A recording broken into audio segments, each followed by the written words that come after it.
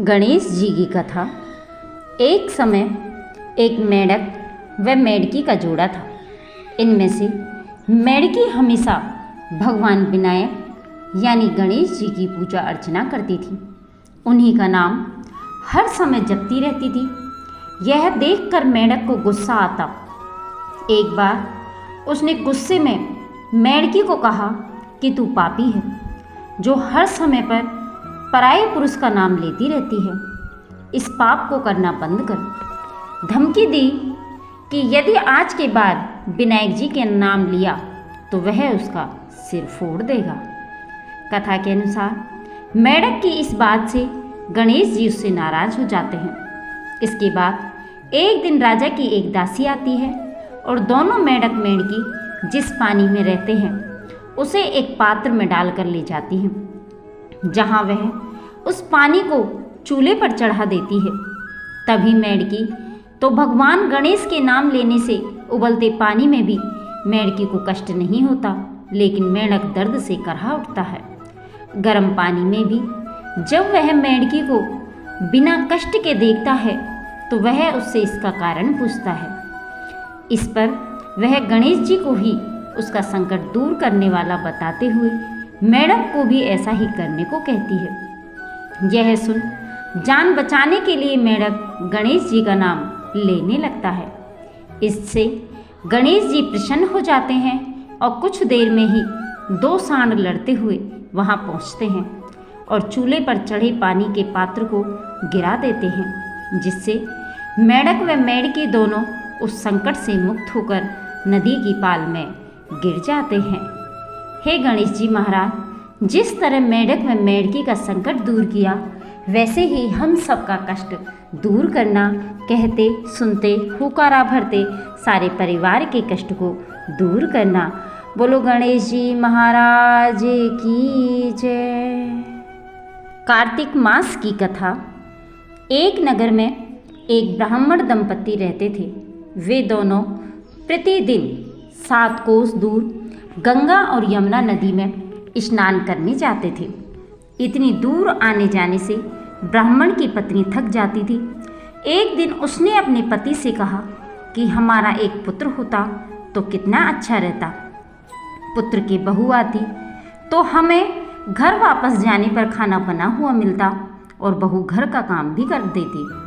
अपनी पत्नी की बात सुनकर ब्राह्मण ने कहा कि तूने बात तो सही कही है, चल मैं तेरे लिए बहू ला ही देता हूँ। ब्राह्मण ने कहा कि एक पोटली में आटा डालकर कुछ मोहरे रख दे। ब्राह्मण के कहे अनुसार उसने पोटली बांध कर दे दी और पोटली लेकर ब्राह्मण चला गया। ब्राह्मण सफ़र के दौरान यमुना के किनारे बहुत ही सुंदर लड़कियां दिखाई दी। वे रेत में घर बनाकर खेल रही थी। उनमें से एक लड़की ने कहा कि मैं अपना घर नहीं बिगाड़ूंगी, मुझे तो रहने के लिए ये घर चाहिए। लड़की की बात सुनकर ब्राह्मण मन ही मन सोचने लगा कि बहू बनाने के लिए यह लड़की उचित है। जब वह लड़की जाने लगी तो ब्राह्मण भी उसके पीछे पीछे उसके घर तक चला गया। वहां जाकर ब्राह्मण ने उस लड़की से कहा, बेटी, कार्तिक मास चल रहा है, इसलिए मैं किसी के घर खाना नहीं खाता। मैं अपने साथ आटा लेकर आया हूँ। तुम अपनी माता से पूछो कि क्या वह मेरे लिए आटा छानकर 4 रोटी बना देगी। यदि वह मेरा आटा छानकर रोटी बनाएगी तो ही मैं रोटी खा लूँगा। लड़की ने जाकर अपनी माँ को ये सारी बात बताई। माँ ने कहा, उचित है, जाकर ब्राह्मण देव से कह दो कि वह अपना आटा दे दें, मैं रोटी बना दूँगी। जब वह आटा छानने लगी तो आटे में से मोहरें निकली।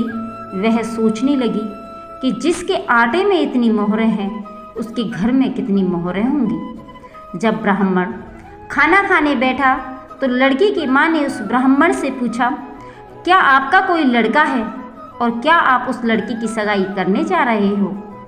यह सुनकर ब्राह्मण ने कहा कि मेरा लड़का तो काशी पढ़ने गया हुआ है, लेकिन यदि तुम कहो तो खान कटोरे से विवाह करके तेरी बेटी को अपने साथ ले जाऊंगा। लड़की की माँ ने कहा, ठीक है ब्राह्मण देव। इस पर लड़की की माँ ने लड़की की खांड कटोरे से शादी करके ब्राह्मण के साथ भेज दिया। ब्राह्मण ने घर आकर कहा, रामू की माँ दरवाज़ा खोलकर देख, मैं तेरे लिए बहू लेकर आया हूँ। ब्राह्मण की पत्नी भीतर से ही बोली, हमारे तो कोई बेटा बेटी नहीं है, तो बहू कहाँ से आए? दुनिया ताने मारती थी, अब आप भी मारने लगे। ब्राह्मण ने कहा, तू दरवाज़ा खोलकर तो देख। जब ब्राह्मणी ने दरवाज़ा खोला तो सामने बहू को खड़े हुए देखा। उसने बहू का स्वागत किया और आदर सत्कार से अंदर ले गई। अब जब ब्राह्मण अपनी पत्नी के साथ नदी स्नान करने जाता तो पीछे से बहू घर का सारा काम करके और खाना बनाकर रखती थी। वह उनके कपड़े धोती और रात को हाथ पैर भी दबाती थी। इस तरह बहुत दिन बीत गए। ब्राह्मणी ने अपनी बहू से कहा कि बहू, कभी भी चूल्हे की आग मत बुझने देना और मटके का पानी खत्म मत होने देना। परंतु एक दिन चूल्हे की आग बुझ गई। यह देखकर बहू घबरा गई और भागी भागी अपनी पड़ोसन के पास गई और कहा कि मेरे चूल्हे की आग बुझ गई है, मुझे थोड़ी आग चाहिए। मेरे सास ससुर सुबह 5 बजे से गए हुए हैं, वह थके हुए घर आएंगे, इसलिए मुझे उनके लिए खाना बनाना है। यह सुनकर पड़ोसन ने कहा कि तू तो बावली है, तुझे यह दोनों मिलकर पागल बना रहे हैं। इनके कोई पुत्र नहीं है, ये निस्संतान है। बहू ने कहा, नहीं ऐसा मत बोलो, इनका बेटा तो बनारस काशी में पढ़ने गया हुआ है। इस पर पड़ोसन ने कहा कि यह तुझे झूठ बोलकर लाए हैं, मेरी बात सच मान, इनके कोई बेटा नहीं है। अब बहू पड़ोसन की बातों में आ गई और कहने लगी कि अब आप ही बताओ मैं क्या करूं। पड़ोसन ने कहा कि करना क्या है, जब तुम्हारे सास ससुर आए तो जली हुई रोटियां बनाकर देना और बिना नमक की दाल बनाकर देना। खीर की कड़छी दाल में और दाल की कड़छी खीर में डाल देना। पड़ोसन ने उसे अच्छे से सिखा पढ़ा दिया।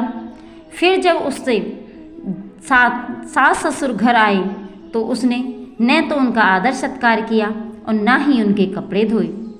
जब उसने सास ससुर को खाना दिया तो सास बोली, बहू आज यह रोटियां जली हुई क्यों हैं और दाल भी अलूनी है। तब बहू ने पलट कर कहा कि एक दिन ऐसा खाना खा लोगे तो कुछ बिगड़ नहीं जाएगा तुम्हारा। सास ससुर को खरी खोटी सुनाकर वह फिर से पड़ोसन के पास गई और बोली कि अब आगे क्या करना है। पड़ोसन ने कहा कि अब तुम 7 कोठों की चाबी मांग लेना। अगले दिन जब भी स्नान करने के लिए जाने लगे तो बहू अड़ गई कि मुझे तो 7 कोठों की चाबी चाहिए। तब ससुर ने कहा कि इसे चाबी दे दो। तब सास ने बहू को चाबी दे दी। सास ससुर के जाने के बाद जब बहू ने दरवाजे खोले तो देखा कि किसी में अन्न भरा है, किसी में धन भरा है और किसी कोठे में बर्तन पड़े हैं। जब उसने सबसे ऊपर का 7वां कोठा खोला तो देखा कि शिव जी, पार्वती माता, गणेश जी, लक्ष्मी माता जी, पीपल पथवारी, कार्तिक के ठाकुर, राई दामोदर, तुलसी जी का बिड़वा, गंगा यमुना और 33 कोटि देवी देवता विराजमान हैं। वहीं पर एक लड़का चंदन की चौकी पर बैठा माला जप रहा है। यह सब देखकर उसने लड़के से पूछा कि तुम कौन हो। तब लड़का बोला कि मैं तेरा पति हूँ, अभी दरवाज़ा बंद कर दे, जब मेरे माता पिता आएंगे तब दरवाज़ा खोलना। यह सब देखकर बहू बहुत खुश हुई और 16 श्रृंगार कर सुंदर वस्त्र पहनकर अपने सास ससुर का इंतजार करने लगी। उसने अपने सास ससुर के लिए अच्छे अच्छे पकवान बनाए। जब उसकी सास ससुर घर पर आए तो उसने उनका आदर सत्कार किया और प्रेम पूर्वक खाना खिलाया और हाथ पैर दबाने लगी।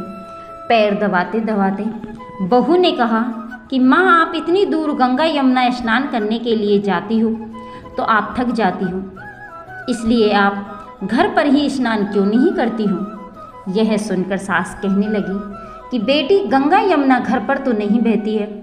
तब उसने कहा कि हाँ माँ जी, बहती है, चलो मैं आपको दिखाती हूँ। जब बहू ने 7वां कोठा खोला तो देखा कि उसमें शिव जी, पार्वती जी, गणेश जी, लक्ष्मी जी, पीपल पथवारी, कार्तिक के ठाकुर, राई दामोदर, तुलसी जी का बिड़वा, गंगा यमुना बह रही है और 33 कोटि देवी देवता विराजमान हैं। वहीं चौकी पर बैठा एक लड़का माला जप रहा है।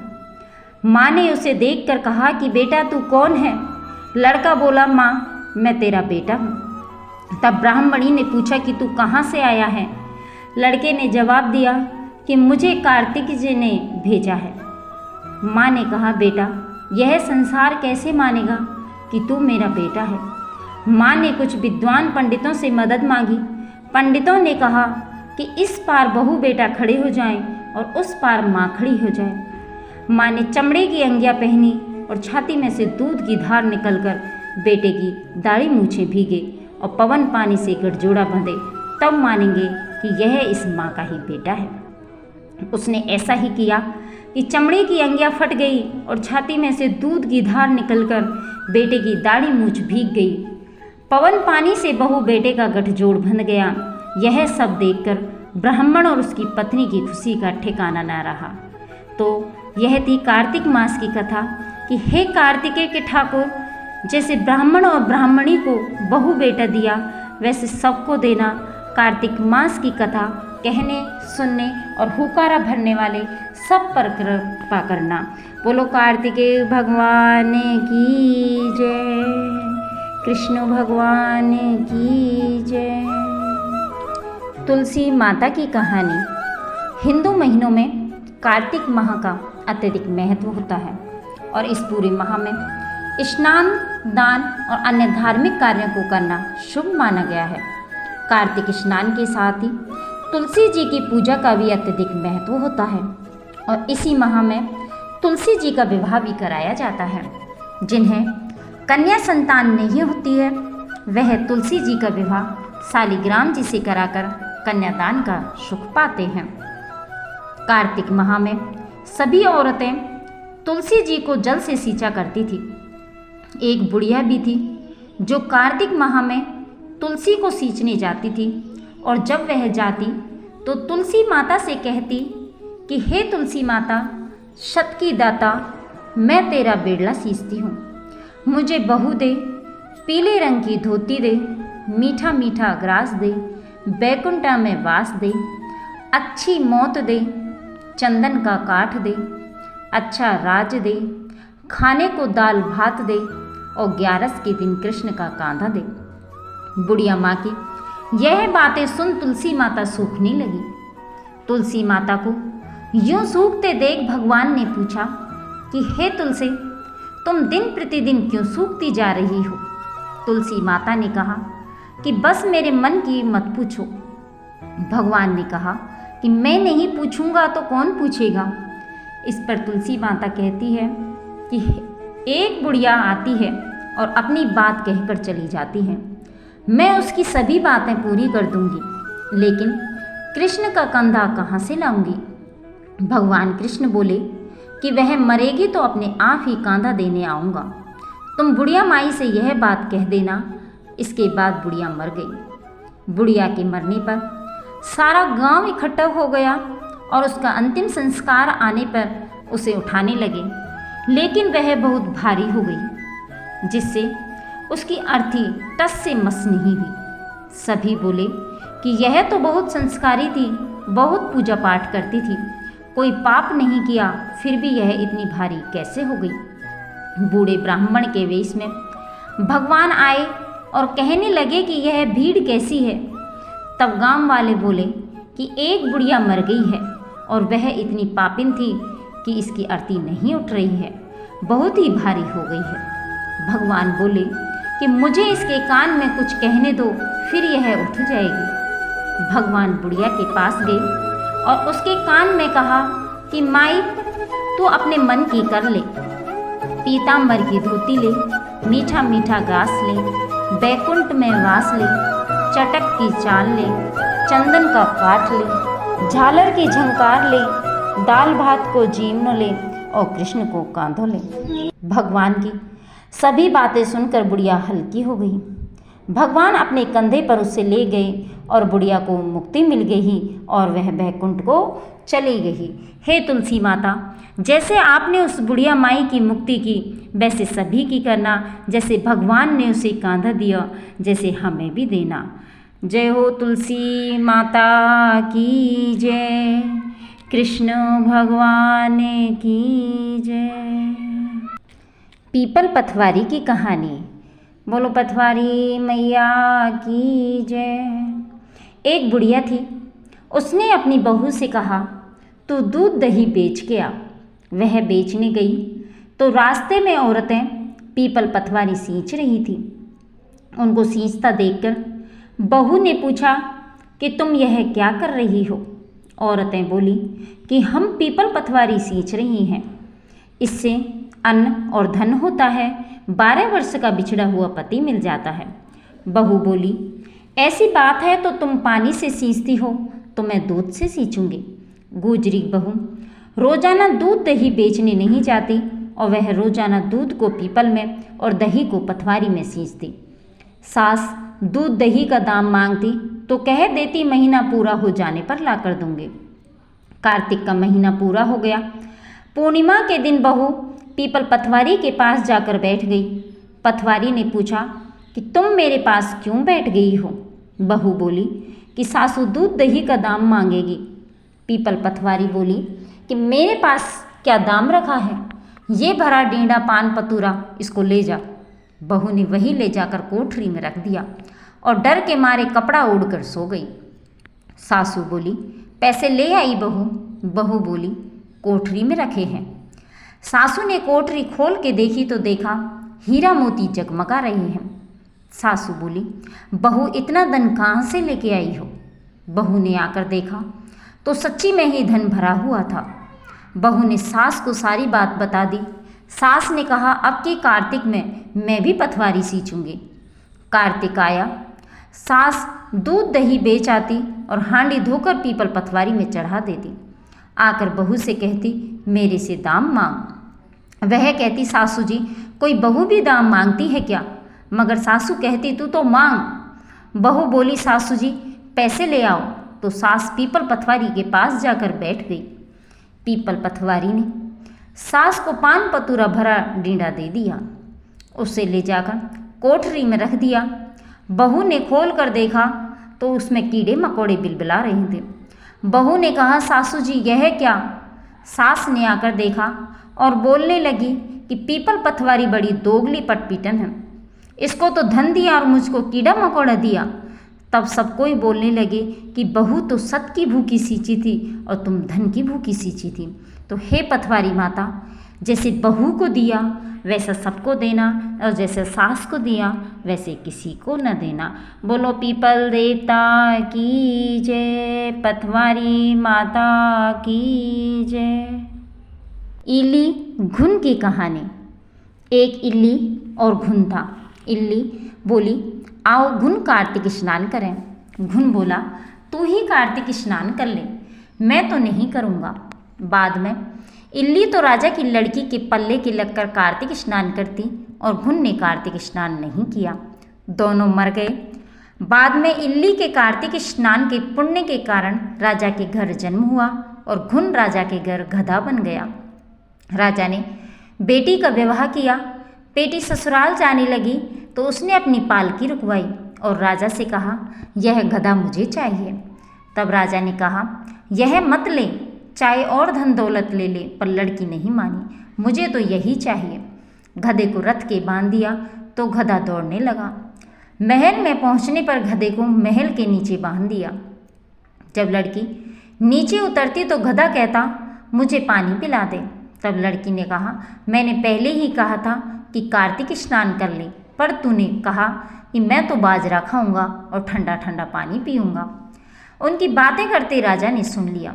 जब राजा ने कहा कि आप मुझे सारी बात बताओ, तब रानी ने राजा को सारी बात बताई कि मैं पिछले जन्म में इल्ली थी और ये घुन था। तब मैंने कहा तू भी कार्तिक नहा ले, पर यह नहीं नहाया। मैं कार्तिक स्नान के पुण्य से राजा के घर लड़की हुई और आपके घर में राजपाट कर रही हूँ। तब राजा ने कहा कि कार्तिक स्नान का इतना पुण्य है तो हम दोनों जोड़े से नहाएंगे। रानी राजा ने अत्यंत प्रसन्न मन से कार्तिक स्नान कर दोनों ने दान पुण्य किया और सारी नगरी में कहलवा दिया कि सब कार्तिक स्नान कर नहाया हुआ पानी घुन पे डालेंगे, जिससे घुन की मोक्ष हुई। हे कार्तिक, भगवान श्री हरि विष्णु जैसा सुख इल्ली को दिया वैसे सबको देना। बोलो कार्तिक भगवान की जय, बोलो कृष्ण भगवान की जय। पोपाबाई की कहानी। किसी गांव में एक पोपाबाई रहती थी।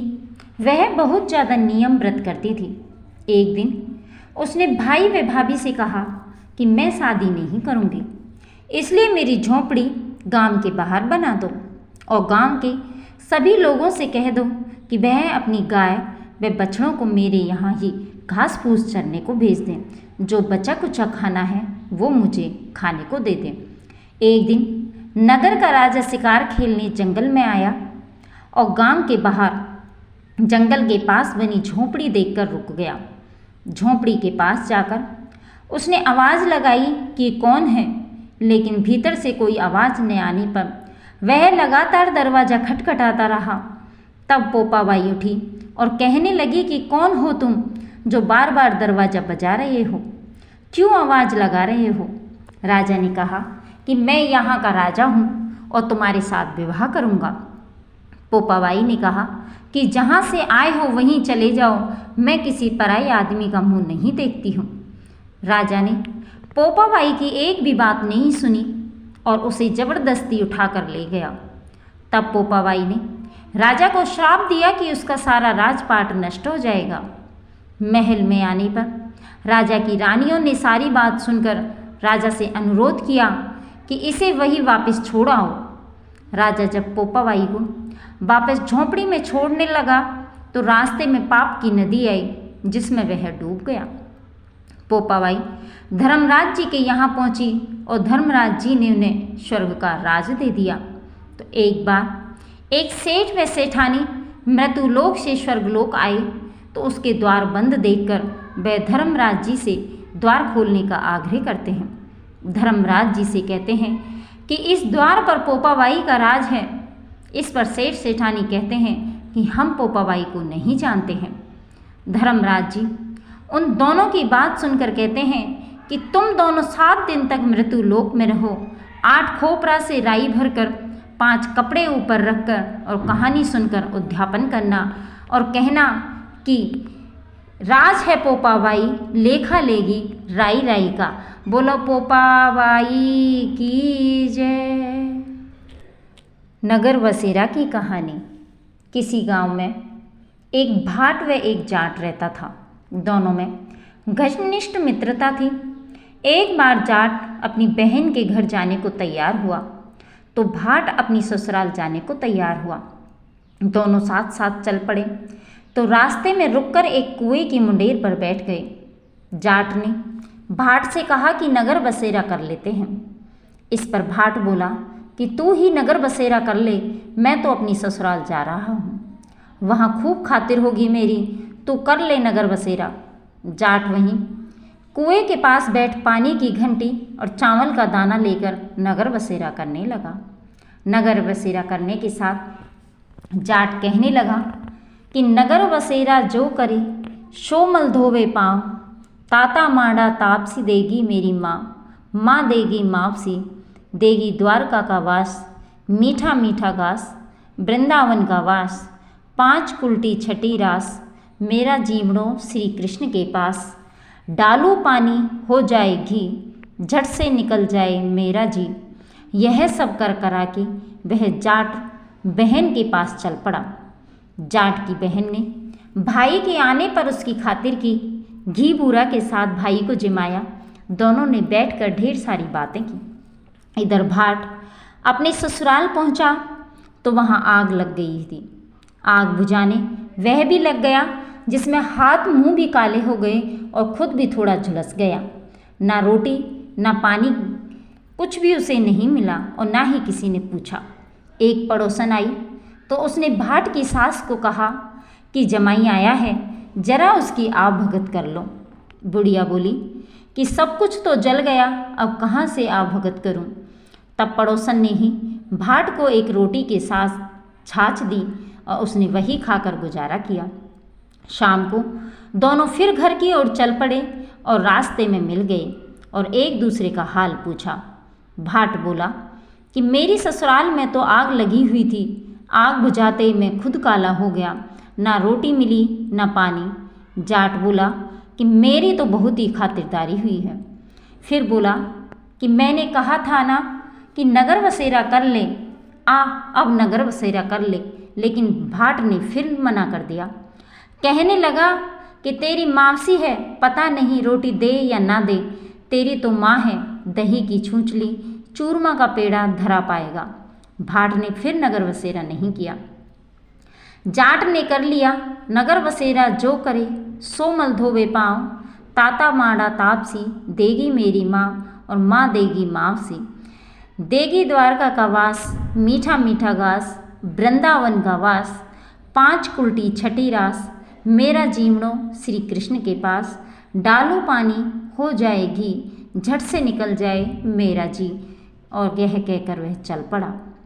घर पहुँचते ही जाट की मावसी ने बहुत लाड़ प्यार किया। उधर भाट घर गया तो उसकी भैंस खो गई थी। बाप एक लाठी रखे तो दूसरी उठाए और कहने लगा कि ससुराल गया तो आग लगा दी, अब यहाँ आयो तो भैंस खो दी। बाप ने कहा कि पहले भैंस लेकर आ, तभी रोटी पानी मिलेगा। सारा दिन भाट भैंस ढूंढता रहा, लेकिन उसे भैंस नहीं मिली। जाट और भाट की मुलाकात फिर से बाजार में हो गई। जाट ने भाट के हालचाल पूछे तो भाट बोला कि आते ही भैंस खो गई, बस उसी दिन से भैंस ढूंढ रहा हूँ, रोटियों का तो पूछो ही मत। जाट ने कहा कि मैंने तो पहले ही कहा था कि नगर बसेरा कर ले। जाट की बात सुनकर भाट बोला कि तेरे नगर बसेरे में इतनी ताकत है तो चल अब कर लेते हैं। दोनों ने बैठकर नगर बसेरा किया। नगर बसेरा जो करे सोमल धोवे पाँव, ताता माड़ा तापसी देगी मेरी माँ, माँ देगी मावसी। देगी द्वारका का वास, मीठा मीठा घास, वृंदावन का वास, 5 कुल्टी छठी रास, मेरा जीवड़ो श्री कृष्ण के पास। डालू पानी हो जाए घी, छट से निकल जाए मेरा जी। दोनों के नगर बसेरा करने पर भाट जैसे ही आगे बढ़ा तो उसकी खोई हुई भैंस मिल गई, जिसे लेकर घर पहुंचा। घर पहुंचते ही माँ ने कहा कि लड़के को तो आते ही घर से निकाल दिया, सारा दिन से ये भूखा प्यासा भटक रहा है। यह कहकर उसकी माँ ने उसको खूब खिलाया पिलाया। इस घटना के बाद सारे नगर में ढिंढोरा पिटवाया कि कार्तिक में सब कोई अपने पीहर या सासरे आते जाते नगर बसेरा करे। जैसे भाट को नगर बसेरा करने को फल मिला, वैसे ही हर किसी को मिले। जय हो श्री कृष्ण भगवान की जय। तारा भोज की कहानी। एक समय की बात है, एक राजा था, उसके एक बेटी थी। राजा हर साल कार्तिक माह का व्रत और स्नान आदि करता था। एक समय राजा की बेटी ने कहा, पिताजी इस बार कार्तिक स्नान में हम तारा भोज का व्रत करेंगे। राजा बोला, ठीक है। राजा की बेटी ने पूरे श्रद्धा भाव से तारा भोज का व्रत किया। जब कार्तिक का महीना पूरा होने को आया तो उसने अपने पिता से कहा, पिताजी मैंने तारा भोजन किया है, इसलिए अब मैं 9 लाख चांदी के तारों का दान करूंगी। राजा ने कहा, ठीक है। उसने उसी समय सोनार को बुलाया और कहा कि राजकुमारी ने कार्तिक माह में तारा भोजन किया है, अब तुम उसके लिए 9 लाख तारे बनाकर दो, जिसका वो दान करेगी। सोनार ने राजा को हाँ कर दी, लेकिन घर आकर वो सोच में पड़ गया कि उसकी पत्नी ने पूछा कि क्या बात है, आप इतनी चिंता में क्यों हो। तब वह सोनार बोला कि राजा ने मुझे 9 लाख तारे बनाने को कहा है, इतनी जल्दी मैं तारे बनाकर कैसे दूंगा, और मुझे तो तारे बनाने भी नहीं आते। सोनार की पत्नी ने कहा कि इसमें सोचने की क्या बात है, गोल चांदी का पतरा बनाकर उसमें से छोटे छोटे गोल टुकड़े काट देना, तारे बन जाएंगे और राजा को दे आना। सोनार ने ऐसा ही किया। उसने पतरे से तारे काट कर राजा को दे दिए। राजकुमारी ने 9 लाख तारों का दान किया। ऐसा होता देख भगवान का सिंहासन डोलने लगा। भगवान हरि ने अपने दूतों से कहा कि जाओ और जाकर देखो कि कौन धर्मात्मा मेरे नाम पर टिका हुआ है। दूतों ने पृथ्वी पर आकर देखा तो राजकुमारी चांदी के तारे दान कर रही थी। यह देखकर वो ठाकुर जी को जाकर बोले, प्रभु, राजा की लड़की नेम धर्म से तारा भोजन कर रही है। भगवान ने कहा कि उसे मेरे विमान पर बिठाकर बैकुंठ लोक में ले आओ। भगवान के दूत राजकुमारी को लेने पहुँचे और बोले, भगवान हरि ने तुम्हें बैकुंठ में बुलाया है। राजकुमारी बोली, मैं ऐसे नहीं जाऊंगी।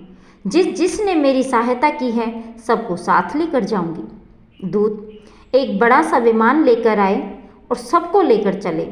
रास्ते में उस लड़की के मन में अभिमान हुआ कि मैंने तारा भोज करने से सबको बैकुंठ लोक की प्राप्ति हो रही है। ऐसा अभिमान देख दूतों ने उसे विमान से नीचे उतार दिया और कहा कि तुम्हें अभिमान हो गया है, इसलिए अब तुम यहीं पर रहो। वह दूत बाकी सबको लेकर श्री हरि के पास पहुंच गए। भगवान ने पूछा, इनमें से तारा भोज करने वाला कौन है? तो दूतों ने कहा कि प्रभु, उसमें अभिमान का भाव आ गया था, इसलिए हम उसे वहीं पृथ्वी लोक पर छोड़ आए, और जिन्होंने कार्तिक व्रत में उसकी सहायता की थी उन्हें हम यहाँ लेकर आए हैं। राजकुमारी ने भगवान श्री हरि से क्षमा याचना की। भगवान ने कहा कि अभिमान के कारण तुम्हारे अच्छे कर्मों का फल निष्फल हो गया। अब तुम फिर से श्रद्धापूर्वक तारा भोजन करो, कार्तिक स्नान करो, तब तुम्हें बैकुंठ की प्राप्ति होगी। अगले वर्ष उसने फिर से श्रद्धापूर्वक कार्तिक स्नान में तारा भोजन व्रत किया और भगवान की दूत आए और उसे लेकर बैकुंठ लोक को चले गए। श्री हरि विष्णु भगवान जैसे राजा की लड़की के साथ पहले किया वैसा किसी के साथ मत करना, और जैसे बाद में उस पर कृपा करी वैसे ही इस कहानी को कहने वाले, सुनने वाले, हुकारा भर देने वाले सब पर कृपा करना। बोलो हरि विष्णु भगवान की जय। बोलो कार्तिक महाराज की जय। लापसी और तापसी की कहानी। एक लपसी था और एक तपसी था। तपसी हमेशा भगवान की तपस्या में लीन रहता था और लपसी रोजाना सवा सेर की लापसी बनाकर भगवान का भोग लगाकर झीम लेता था। एक दिन दोनों लड़ने लगे। तपसी बोला, मैं रोज भगवान की तपस्या करता हूँ इसलिए मैं बड़ा हूँ। लपसी बोला, मैं रोज भगवान को सवा सेर लापसी का भोग लगाता हूँ इसलिए मैं बड़ा हूँ। नारद जी वहाँ से गुजर रहे थे। दोनों को लड़ता देखकर उनसे पूछा कि तुम क्यों लड़ रहे हो? तपसी ने कहा, खुद को बड़ा होने के कारण बताया है और लपसी ने अपना कारण बताया है। नारद जी बोले, तुम्हारा फैसला मैं कर दूंगा। दूसरे दिन लपसी और तपसी नहाकर अपनी रोज की भक्ति करने आए तो नारद जी ने छुपकर 1.25 करोड़ की एक एक अंगूठी उन दोनों के आगे रख दी। तपसी की नज़र जब अंगूठी पर पड़ी तो उसने चुपचाप अंगूठी उठाकर अपने नीचे दबा ली, और लपसी की नज़र अंगूठी पर पड़ी लेकिन उसने ध्यान नहीं दिया। भगवान का भोग लगाकर लापसी खाने लगा। नारद जी सामने आए तो दोनों ने पूछा कि कौन बड़ा? तो नारद जी ने तपसी से खड़ा होने को कहा तो वो खड़ा हुआ तो उसके नीचे दबी अंगूठी दिखाई पड़ी। नारद जी ने तपसी से कहा कि तपस्या करने के बाद भी तुम्हारी चोरी करने की आदत नहीं गई, इसलिए लपसी बड़ा है और तुम्हें तुम्हारी तपस्या का कोई फल भी नहीं मिलेगा। तपसी शर्मिंदा होकर माफ़ी मांगने लगा। उसने नारद जी से पूछा कि मुझे मेरी तपस्या का फल कैसे मिलेगा? नारद जी ने कहा, यदि कोई गाय और कुत्ते की रोटी नहीं बनाएगा तो फल तुझे मिलेगा। यदि कोई ब्राह्मण को भोजन करवाकर दक्षिणा नहीं देगा तो फल तुझे मिलेगा। यदि कोई साड़ी के साथ ब्लाउज नहीं देगा तो फल तुझे मिलेगा। यदि कोई दिए से दिया जलाएगा तो फल तुझे मिलेगा। यदि कोई सहारी कहानी सुनने के बाद कहानियों के साथ लेकिन तुम्हारी कहानी नहीं सुने तो फल तुझे मिलेगा। उसी दिन से हर व्रत और कथा कहानी के साथ लपसी और तपसी की कहानी भी सुनी और कही जाती है। बोलो विष्णु भगवान की जय। बोलो नारद भगवान की जय। भक्तों, यदि आपको हमारे द्वारा सुनाई गई कथा अच्छी लगी तो लाइक करें, कमेंट करें और चैनल को सब्सक्राइब करें, जिससे आगे आने वाली और भी कथा और कहानियाँ आपको समय समय पर मिलती रहे। जय श्री कृष्णा, जय श्री श्याम और कमेंट बॉक्स में जय श्री कृष्णा अवश्य लिखें।